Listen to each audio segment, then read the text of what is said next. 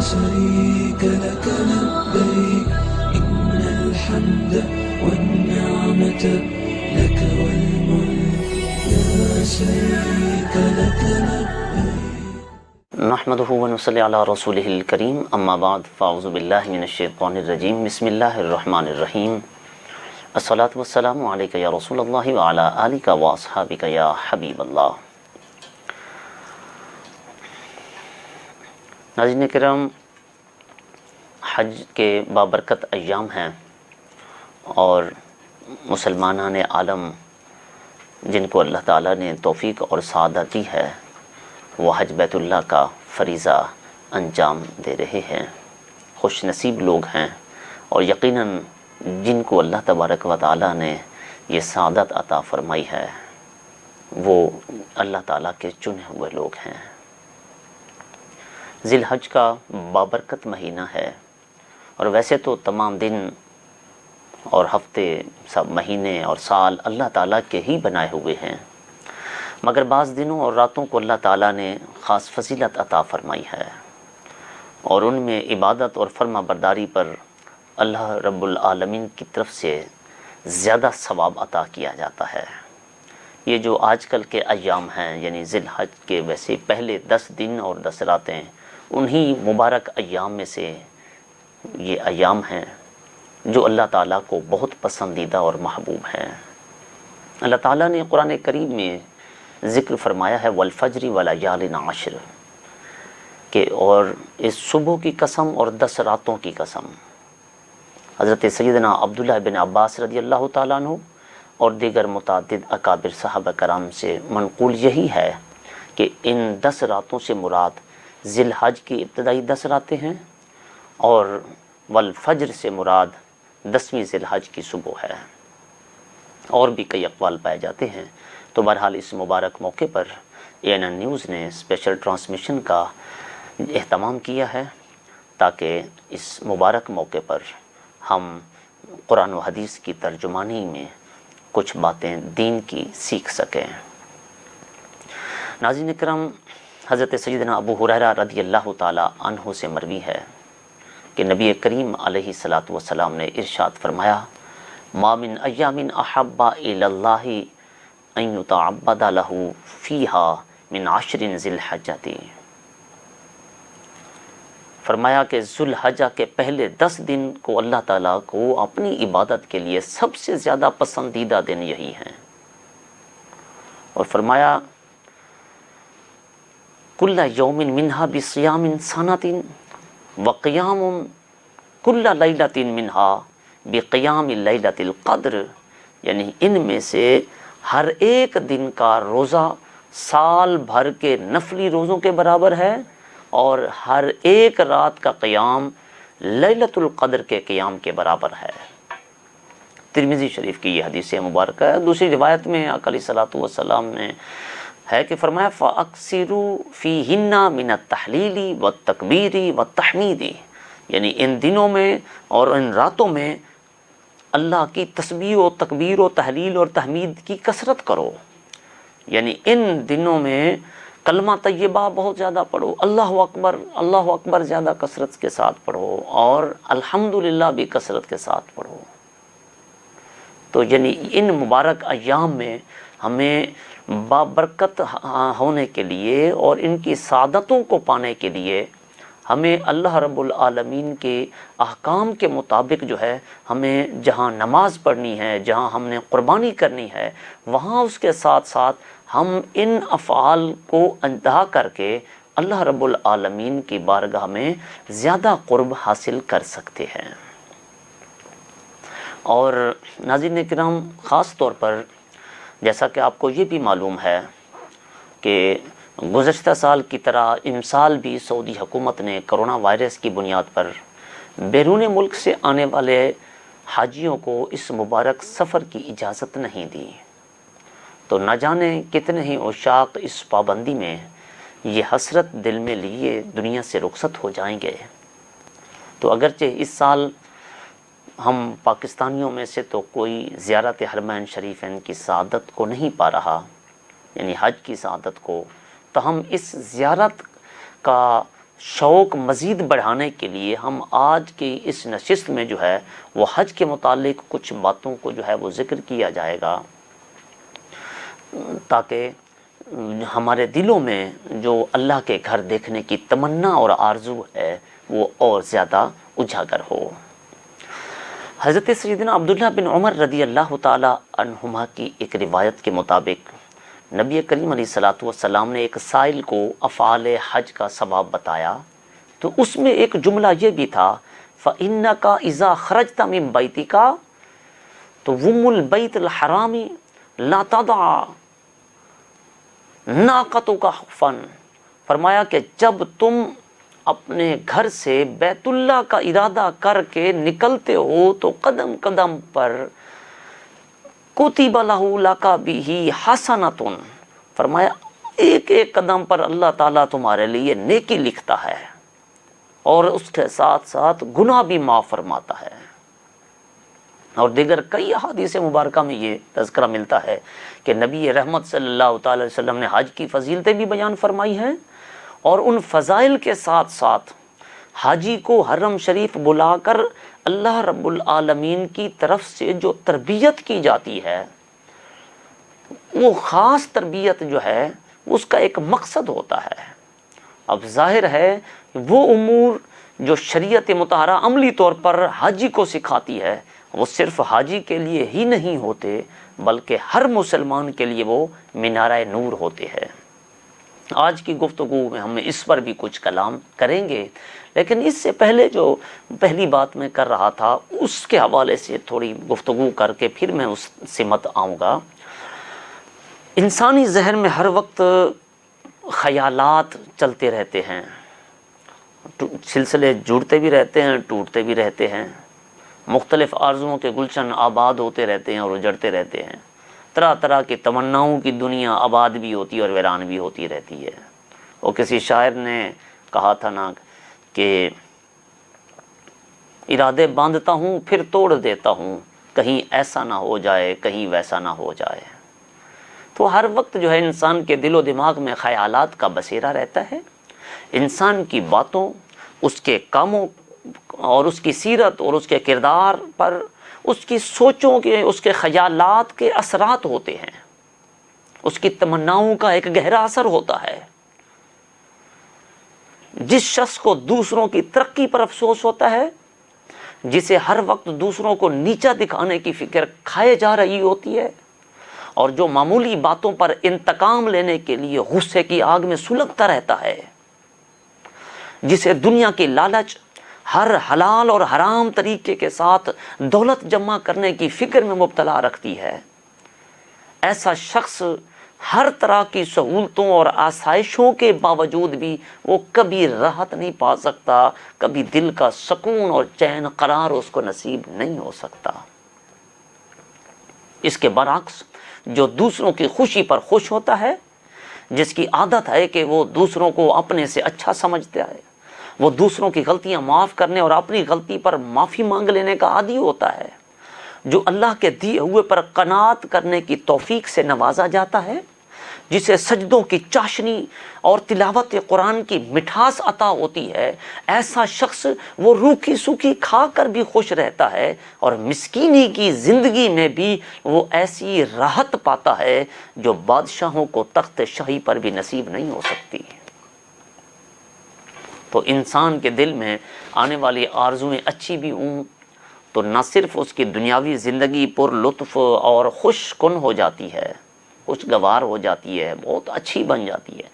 بلکہ وہ ان اچھی امیدوں اور ان تمناؤں پر بعض اوقات وہ اتنا اجر و ثواب بھی حاصل کر لیتا ہے جتنا وہ عمل کرنے والے بھی اس ثواب کو نہیں پا سکتے۔ جبکہ ذہن پر سوار آرزویں بری نہ ہوں، اگر بری آرزویں، بری خواہشات، بری تمنائیں اس کے دل میں آ گئیں تو پھر نہ صرف زندگی اجیرن ہو جاتی ہے بلکہ بعض اوقات یہ بری تمنائیں، بری خواہشات جو ہے اس کو آخرت کی تباہی کی طرف لے جاتی ہیں۔ حضرت سیدنا ابو کبشہ نماری رضی اللہ تعالیٰ عنہ حضور صلی اللہ علیہ وسلم کے صحابی ہیں، سرکار سے روایت فرماتے ہیں کہ انما الدنیا لاربعۃ نفر، کہ دنیا میں جو ہے وہ 4 قسم کے افراد ہیں، 4 قسم کے لوگ جو ہے وہ رہتے ہیں۔ عبد رزقہ اللہ مالا وعلما، فرمایا ایک بندہ تو وہ ہے جس کو اللہ تبارک و تعالی نے مال بھی عطا کیا ہے اور علم دین سے بھی نوازا ہے۔ وہ اپنے مال کے متعلق اللہ تعالیٰ سے ڈرتا ہے کہ اس کی نافرمانی میں مال خرچ نہیں کرتا اور صلہ رحمی کرتا ہے، اپنے مال میں اللہ کا حق تسلیم کرتا ہے، تو یہ بندہ تمام لوگوں سے افضل ہے، یعنی ان 4 لوگوں میں اپنے مقام پر افضل ہے، یعنی اس کا مال کمانا بھی شریعت کے مطابق ہے، اس کا مال خرچ کرنا بھی شریعت کے مطابق ہے۔ تو فرمایا کہ دوسرا آدمی جو ہے وہ ہے کہ جس کو اللہ تبارک و تعالی نے علم تو عطا فرمایا ہے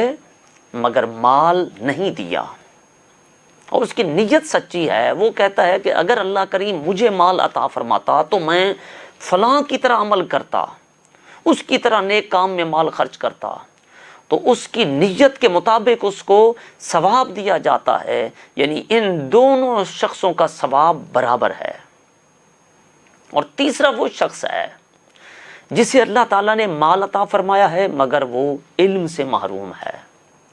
اور وہ اپنا مال علم کے بغیر خلط ملط کرتا ہے، گناہ کے کاموں میں خرچ کرتا ہے، مال کے معاملے میں اپنے رب سے نہیں ڈرتا، صلہ رحمی بھی نہیں کرتا، اور نہ ہی اپنے مال میں اللہ کا حق تسلیم کرتا ہے، تو یہ بدترین درجے میں ہے، یعنی اس کا مال بہت سے گناہوں کا ذریعہ ہے۔ اور چوتھا شخص وہ ہے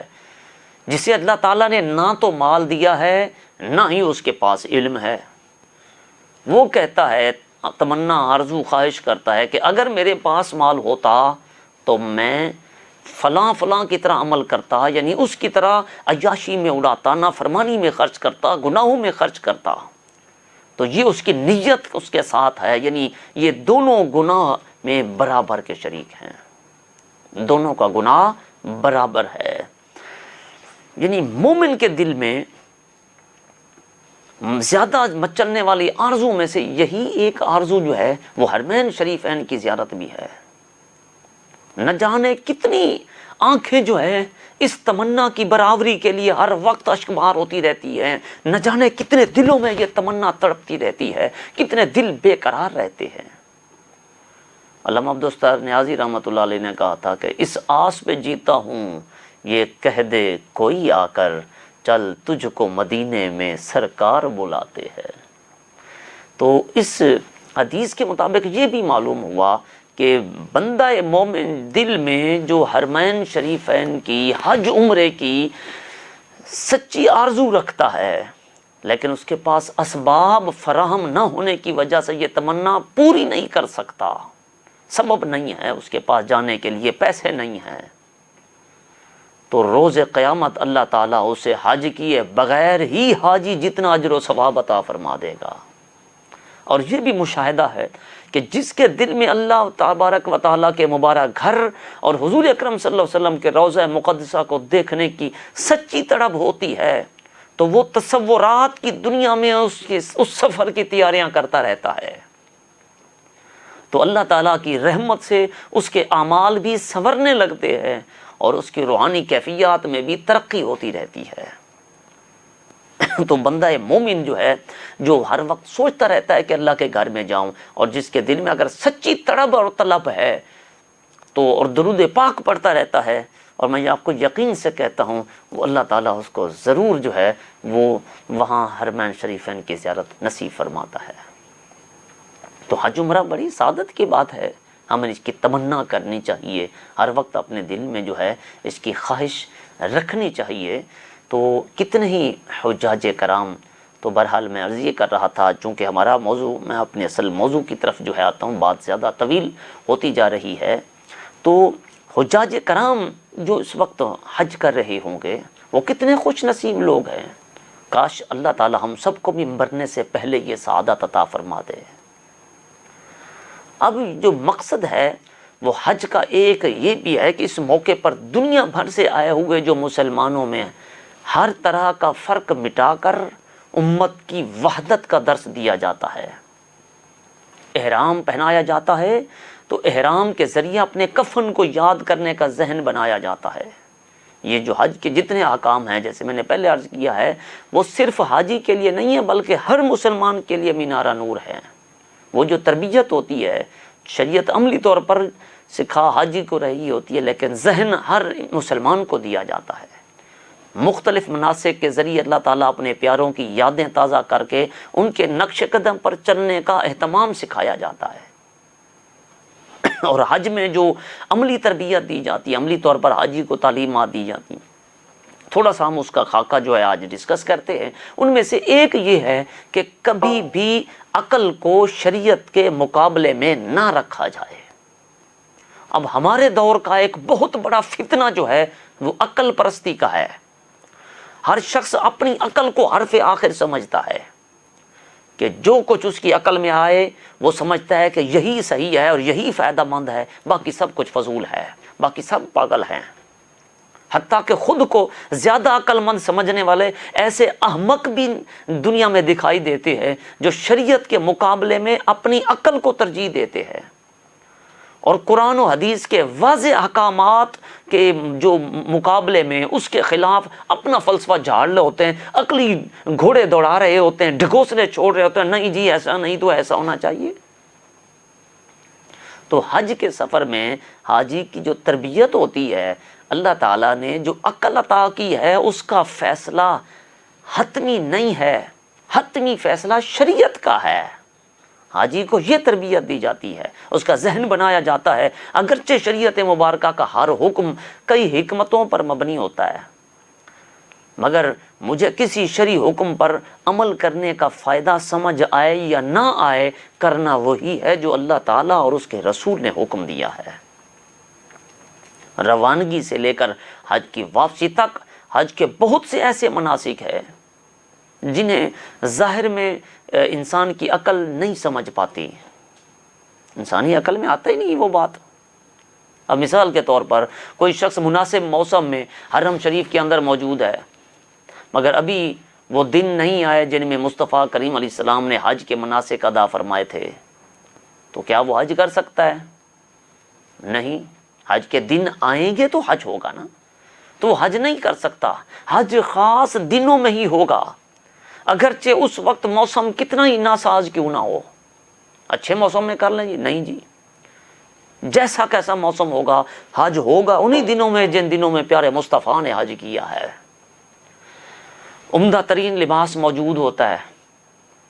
اس کے باوجود بھی کفن نما یہ چادریں پہن لیتا ہے انسان، احرام باندھ لیتا ہے، جس کو انسانی عقل میں نہیں آتی یہ بات۔ جیسے میں نے کل کے پروگرام میں یہ عرض کیا تھا، اس میں حکمت ضرور ہے، کفن نما لباس پہنا کر اس میں حکمت ہے تاکہ امیر و غریب کا فرق مٹا دیا جائے۔ ابھی میں حکمت جو ہے وہ اس پر ڈسکس نہیں کر رہا، لیکن ان باتوں کو میں صرف اشارہ دے رہا ہوں کہ اتنے سارے اعمال ایسے ہیں حج کے جو انسانی عقل میں سمجھنے سے جو ہے وہ قاصر ہے۔ پتھروں سے بنا ہوا ایک گھر، خانہ کعبہ شریف کے گرد جو ہے وہ دیوانہ وار چکر لگا رہے ہیں جی، 7 چکر کاٹے، جس کو طواف کہا جاتا ہے۔ کوئی سمجھ نہیں آتی، کوئی مقصد نہیں ہے، ابھی بندہ کیوں چکر لگا رہا ہے؟ بے جان پتھروں کو بوسہ دے رہا ہے اور پھر بوسہ نہیں ملتا، جس کو موقع نہیں ملتا بوسہ دینے کا تو وہ حجر اسود کی طرف اشارہ کر کے اپنا ہاتھ چوم لیتا ہے۔ اس کو حج کی اصطلاح میں استلام کہا جاتا ہے، وہ صرف دور سے ہی اشارہ کر کے چوم لیتا ہے، جس کو موقع ملتا ہے حجر اسود کا بوسہ لیتا ہے۔ بے جان پتھر ہے اور اس کے لیے اتنے بڑھ چڑھ کر آگے جا رہے ہوتے ہیں، انسان کی عقل میں نہیں ہوتا کیا ہے۔ اللہ اکبر، کوئی ان سے پوچھے یہی حجر اسود جو ہے وہ قیامت والے دن حضرت عمر فاروق رضی اللہ تعالیٰ نے اسی لیے خانہ کعبہ کا جب طواف کر رہے تھے، حجر اسود کا جو ہے بوسہ دیتے وقت آپ نے فرمایا تھا، اے حجر اسود میں تجھے ہرگز نہ چومتا اگر تجھے پیارے مصطفیٰ علیہ الصلوۃ والسلام نے نہ چوما ہوتا۔ میں جانتا ہوں تو نہ نفع دے سکتا ہے نہ نقصان دے سکتا ہے، لیکن تجھے پیارے مصطفیٰ نے چوما تھا، میں تو اس لیے تجھے چومتا ہوں۔ اللہ اکبر۔ اب یہ نفع نقصان بھی دیجیے ایک الگ بحث ہے، حالانکہ قیامت والے دن یہی حجر اسود جو ہے یہ کالا پتھر، حجر مانے پتھر، اسود مانے کالا، یہ لوگوں کے، حضور نے فرمایا لوگوں کے گناہوں کی وجہ سے کالا ہو گیا ہے،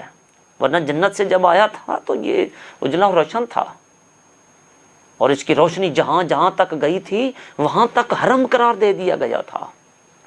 اور قیامت والے دن یہ اپنے چومنے والوں کی اللہ کے حضور سفارش کرے گا، ان کی گواہی دے گا۔ یہ بہت ساری حکمتیں ہیں۔ بہرحال میں عرض کر رہا ہوں، ویسے آدم بندہ عقل کا جو غلام ہو وہ تو سمجھے گا کہ یار یہ پتھر کو کیوں چوما جا رہے، بے جان پتھر ہے۔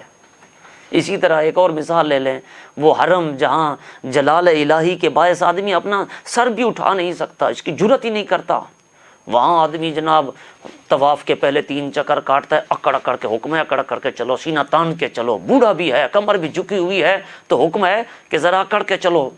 اس کو رمل کہا جاتا ہے اصطلاح میں۔ اب یہ الگ، اب حکمت تو اس میں اور ہے نا کہ حضور صلی اللہ علیہ وسلم جب جا رہے تھے اور کفار نے دیکھا کہ مسلمان طواف کعبہ کر رہے ہیں، انہوں نے کہا یہ بیمار، یہ ہمارے ساتھ لگیں گے، یہ غریب لاچار لاغر جن کو چلا ہی نہیں جا رہا۔ تو سرکار صلی اللہ علیہ وسلم فرمایا یہ نہ سمجھے کہ یہ کمزور اور لاغر ہیں، لہٰذا طواف کے پہلے 3 چکر جو ہے وہ اکڑ اکڑ کے چلو، تھوڑا سینہ تان کے چلو۔ یہاں تک علماء نے کہا اگر رش کے باعث اگر چل بھی نہیں سکتے تو چھوٹے چھوٹے قدم اٹھاؤ، رمل کرتے ہوئے چلے۔ بندہ کہے بھئی اللہ کی بارگاہ میں آ کے کوئی، اب یہ بات عقل نہیں مانتی کہ اللہ کی بارگاہ میں جا کے وہاں پہ سر اٹھا کے اکڑ کے چلے۔ اور پھر صفا و مروہ کو دیکھ لیجئے، سعی کو دیکھ لیجئے، وہاں پر کوئی جلدی نہیں ہوتی، بغیر کسی جلدی کے بندہ صفا مروہ کے درمیان ایک خاص جگہ پر جہاں سبز لائٹیں لگی ہوئے ہیں وہاں آتا ہے، چلتا آ رہا ہے، وہاں سے آ کے دوڑ پڑتا ہے آگے۔ وہ کتنا بڑا چاہے عہدے دار ہو، وہ وہاں پہ حکم ہے کہ وہاں سے دوڑ کے گزرے گا۔ عقل میں نہیں آتی یہ بات، یار کیا ہو گیا مجھے، نہ کوئی جلدی ہے نہ کچھ ہے، وہاں سے دوڑنے کا حکم ہے۔ اللہ اکبر۔ بعض اوقات سخت سردی کے باوجود مزدلفہ میں کھلے آسمان کے نیچے رات گزارنی پڑتی ہے، بھئی اتنی سردی ہے، نہیں جی یہیں پہ رات گزارو، رات رہو۔ شدید گرمی کے باوجود بھی عین دوپہر کے وقت میں لاکھوں لوگ جو ہے میدان عرفات میں جمع ہوتے ہیں جی۔ عقل نہیں مانتی یار کس لیے بیٹھے ہوئے؟ اب فرصت کے باوجود بھی ایک نماز کو جو ہے وہ دوسری نماز کے وقت میں ادا کیا جاتا ہے۔ اب شیطان کو ذلیل کرنے کے لیے اس کے نشانی کے طور پر بنائے گئے بے جان ستونوں کا جو پتھر ہوتا ہے وہ اس پہ شیطان ہے جی، یہ چھوٹا شیطان ہے، یہ بڑا شیطان ہے، جا کے کنکریاں مارو، لاکھوں لوگ پتھر مار رہے ہیں۔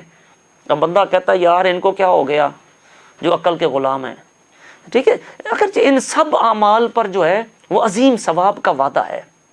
اور ان میں اللہ تعالیٰ کی بے شمار حکمتیں ہیں، میں نے 1-2 آپ کو شروع میں بتائی ہیں، مگر وہ دیہاتی جسے ان اعمال کا پس منظر معلوم ہی نہیں ہے، یا وہ شخص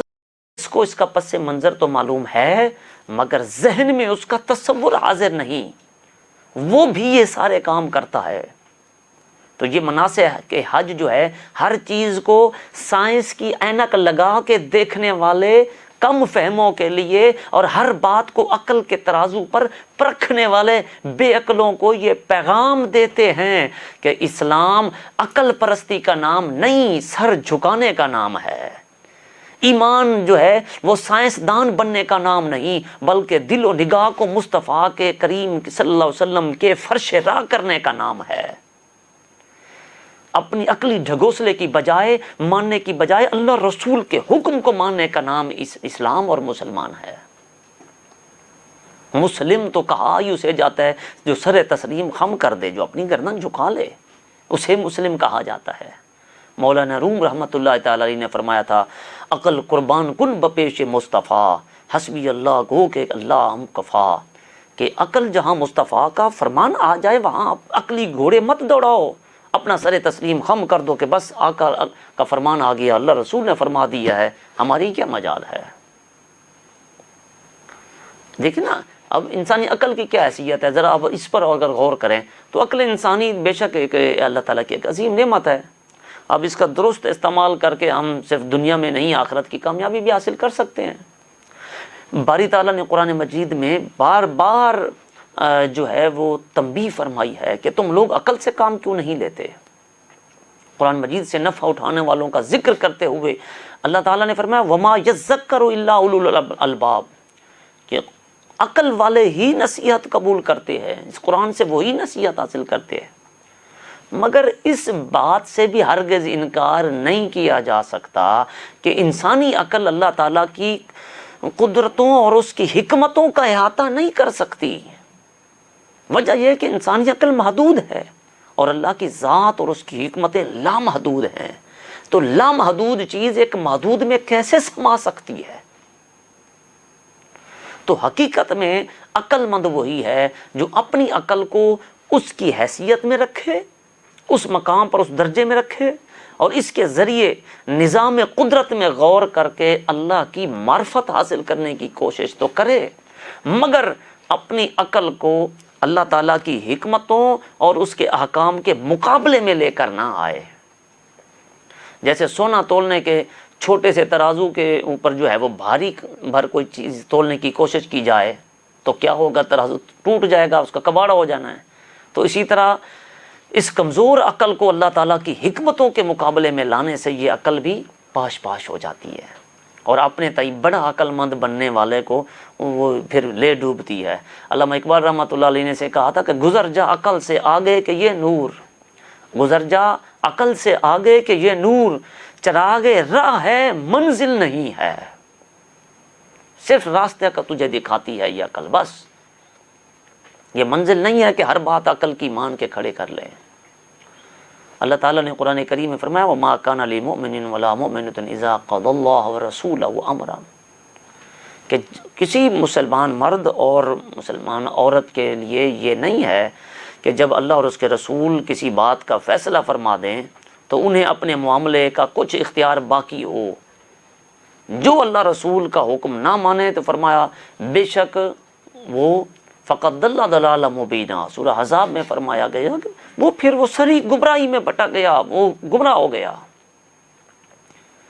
صحابہ کرام کا مزاج کیسا تھا؟ حضرت امیہ بن خالد رحمۃ اللہ علیہ نے سیدنا عبداللہ بن عمر سے پوچھا، قرآن کریم میں مقیم کی نماز اور نماز خوف کا ذکر تو ہمیں ملتا ہے مگر سفر کی نماز سفر کا ذکر نہیں ملتا۔ حضرت سیدنا عبداللہ بن عمر رضی اللہ تعالیٰ نے وہ جواب دیا جو سنہری حروف سے لکھنے کے قابل ہے۔ فرمایا یا ابن اخی ان اللہ بعث الینا محمد صلی اللہ علیہ وسلم ولا نعلم شیئا، اے بھتیجے ہم تو کچھ بھی نہیں جانتے تھے، اللہ تعالیٰ نے ہمیں دین سکھانے کے لیے ہماری طرف اپنے حبیب صلی اللہ علیہ وسلم کو بھیجا، ان کو مبعوث فرمایا۔ فإنما نفعل كما رأينا محمد يفعل صلی اللہ علیہ وسلم، کہ ہم ویسے ہی کرتے ہیں جیسے سرکار صلی اللہ علیہ وسلم کو کرتے ہوئے دیکھا۔ اب غور کریں کہ اگرچہ قرآن کریم میں نماز سفر کا ذکر ہے مگر سیدنا عمر بن عبداللہ رضی اللہ تعالیٰ عنہ نے جواب میں آیت نہیں پڑھی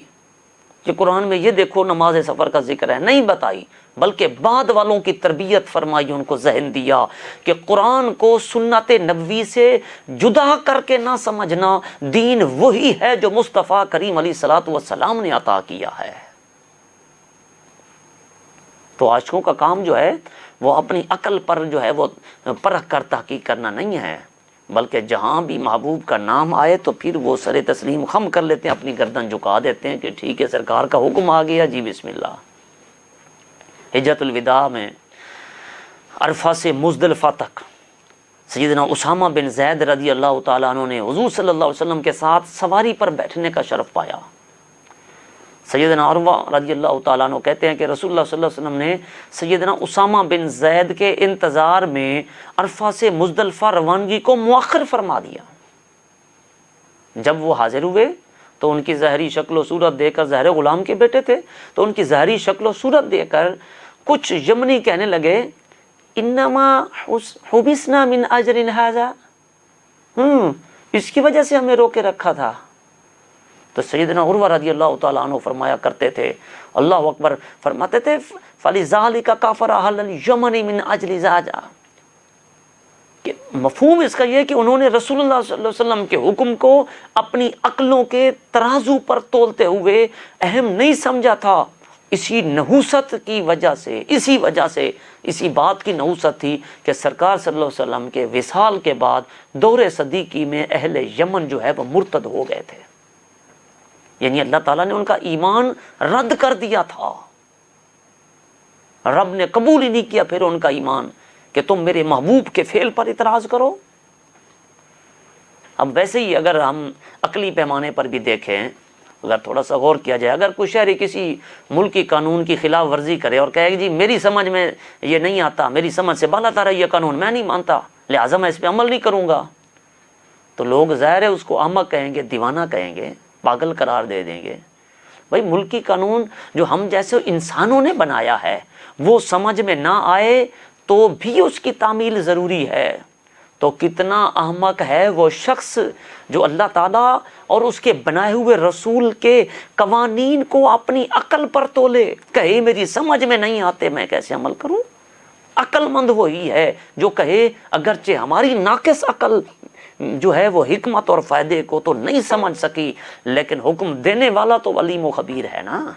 وہ تو بڑا حکیم ہے، وہ تو قادر مطلق ہے، وہ اسی پر عمل کرنے میں فائدہ ہے۔ انسان کو یہ بات سمجھنی چاہیے۔ اب شریعت مطہرہ نے جو ہے وہ زندگی کے تمام شعبہ جات کے متعلق ہماری مکمل رہنمائی کی ہے۔ اللہ تبارک و تعالیٰ نے حقوق بھی سکھائے ہیں اور اس کے بندوں کے حقوق بھی بتائے ہیں۔ اسلام جہاں عبادت کا طریقہ ہمیں تعلیم دیتا ہے، وہیں گھر چلانے کا، ملک چلانے کا، پوری معاشرے کی تربیت تم نے کس طرح سے کرنی ہے یہ بھی قرآن کریم سکھاتا ہے۔ معیشت بھی سکھاتا ہے، معاشرت بھی سکھاتا ہے۔ گھر کا سربراہ اپنے اہل و عیال کے حقوق پورے نہ کرے، ان پر ظلم کرے، تو قاضی یا حاکم کو کیا کرنا چاہیے اس کی تفصیل بھی موجود ہے۔ اس کے ساتھ ساتھ اگر گھر کے افراد میں سے کوئی بے رحمی کا شکار ہو جائے یا اپنی کم فہمی کے سبب وہ غلط راستے پہ چل نکلے، تو گھر کے سربراہ کو نہ صرف یہ حق دیا ہے بلکہ اس پر ذمہ داری عائد کی ہے کہ وہ بہتر طریقے سے اصلاح کرے، ضروری ہو تو شریعت کے دائرے میں رہتے ہوئے مناسب سزا بھی دے۔ نہ تو ایسا ہے کہ سربراہ کو کھلی چھٹی دی گئی ہو اور نہ ہی اپنے اہل و عیال کے ساتھ جیسا مرضی چاہے سلوک کرے، نہ ہی اس کی اجازت دی گئی ہے، بلکہ یہ بھی نہیں کہا کہ وہ چاہے تو کچھ کرے چاہے تو نہیں کرے، نہ ہی ایسا ہے کہ وہ اپنے اہل و عیال سے اچھے اور برے کے بارے میں پوچھ گچھ ہی نہ سکے، ایسی بھی کوئی بات نہیں ہے۔ شریعت مطہرہ نے تعلیم دیا، آقا علیہ الصلوۃ والسلام نے فرمایا کلکم راع ومسئول عن رعیتہ والامام راع ومسئول عن رعیتہ والرجل راع فی اہلہ ومسئول عن رعیتہ، یعنی تم میں سے ہر ایک ذمہ دار ہے اور اس سے اس کی رعیت یعنی جو اس کی ذمہ داری اور ماتحتوں کے بارے میں پوچھا جائے گا۔ حاکم پوری رعایا کا ذمہ دار ہے، اس سے تمام رعایا کے بارے میں پوچھا جائے گا۔ انسان اپنے گھر والوں کے بارے میں ذمہ دار ہے، اپنے گھر والوں کے بارے میں پوچھا جائے گا۔ یہ بخاری شریف کی حدیث مبارکہ موجود ہے۔ سبحان اللہ، تو کیسا انداز نبی رحمت صلی اللہ علیہ وسلم نے ایک جملے میں فرما دیا کہ اس سے پوچھا جائے گا، عن مسئول عن رعیتہ، اس سے پوچھا جائے گا کہ ذریعے دونوں پہلوؤں پر رہنمائی فرما دی کہ گھر کا سربراہ نہ تو یہ سمجھے کہ میرے اہل و عیال جو چاہیں کریں مجھے اس سے کیا غرض، اور نہ ہی یہ اجازت دی ہے کہ جیسے چاہے سزا دے، حق تلفی کرے، نہیں، ان کی تربیت بھی لازم ہے اور شرعی حدود کی پاسداری بھی ضروری ہے۔ اب ان گزشتہ دنوں ہمارے پاکستان کے قانون ساز اداروں نے اور اسمبلی نے ایک خاندانی تشدد بل جو ہے وہ پاس کیا ہے، ڈومیسٹک وائلنس بل، اس عنوان سے قانون پاس کیا ہے، اور اس بل کے مطابق گھر کا سربراہ اپنے زیر کفالت بیوی، بچوں اور دیگر افراد کو ان کے کسی اچھے برے کام پر تنبیہ نہیں کر سکتا۔ ایسا کرے تو اسے سزا دی جا سکتی ہے قانون کے مطابق۔ اب قانون کے مطابق اگر گھر کے کسی فرد کو جسمانی سزا دی گئی یا اس کا خرچ بند کیا گیا یا اس کا کم کیا گیا تو بل کے مطابق اس کو معاشی تشدد کہا گیا ہے۔ جی یہ سمجھا جائے گا اس پر معاشی تشدد کیا گیا ہے۔ گھر کا فرد سمجھتا ہے کہ اس کی توہین یا تذلیل کی گئی ہے، یعنی اسے ڈانٹ ڈپٹ پڑی ہے جس کو اپنی تذلیل سمجھتا ہے، یا اس کے نجی معاملات میں دخل اندازی کی جا رہی ہے، اس سے پوچھا جاتا ہے کہ کیا کر رہے ہو, کہاں گئے تھے, یا اس پر شک کیا جا رہا ہے جس کی وجہ سے وہ سمجھتا ہے کہ اس کی تنہائی اور سکیورٹی متاثر ہو رہی ہے, یا اس کی نگرانی کی جا رہی ہے, یا اسے جسمانی تکلیف پہنچانے کی دھمکی دی گئی ہے کہ سربراہ نے مثال کے طور پر اسے یہ کہہ دیا کہ میں تمہاری پٹائی وغیرہ کروں گا, تو یعنی ایسی کوئی بات کہہ دی ہے, تو ایسا کرنے یا کہنے والے شخص کو 6 ماہ سے 3 سال تک قید اور 20,000 سے 1,00,000 روپے تک جرمانہ ہو سکتا ہے.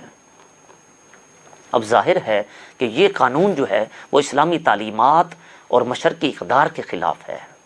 اس کا نتیجہ یہ ہوگا کہ اگر اولاد بگڑ رہی ہے اور والدین ان کی اصلاح کے لیے کوئی قدم اٹھاتے ہیں, حتیٰ کہ اسے ڈانٹتے ہیں یا اس کا خرچہ بند کر دیتے ہیں, تو اولاد اپنے والدین کو مجرم بنا کر کورٹ میں لے جائے گی.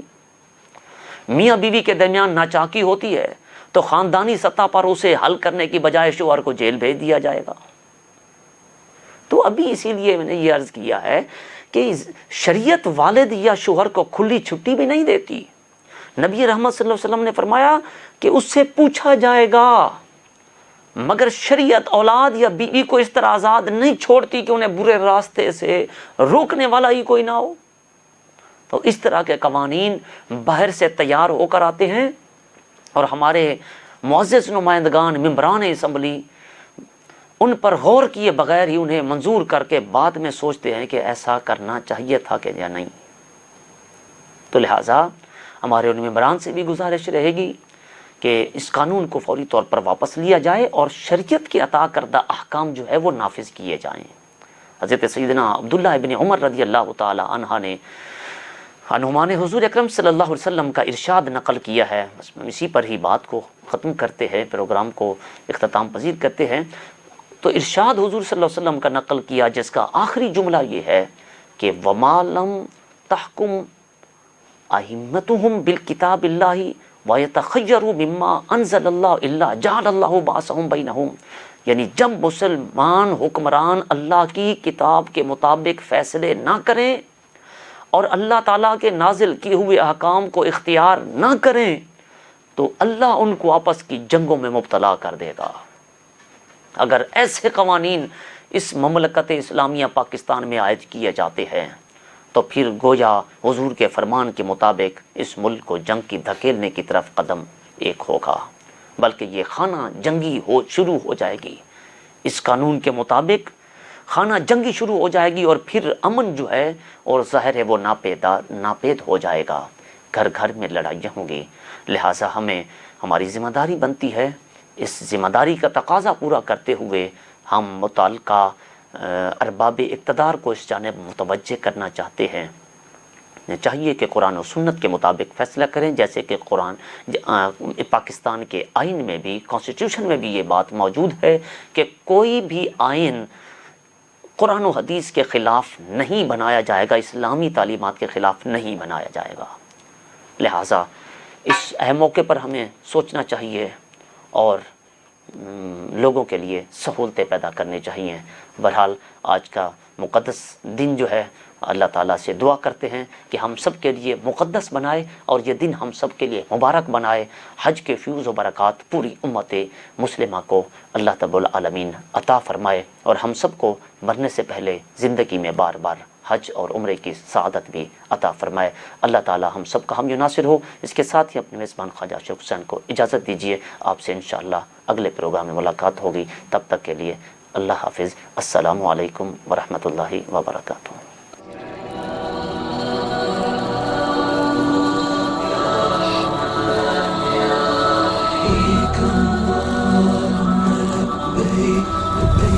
شريك لك لبيك إن الحمد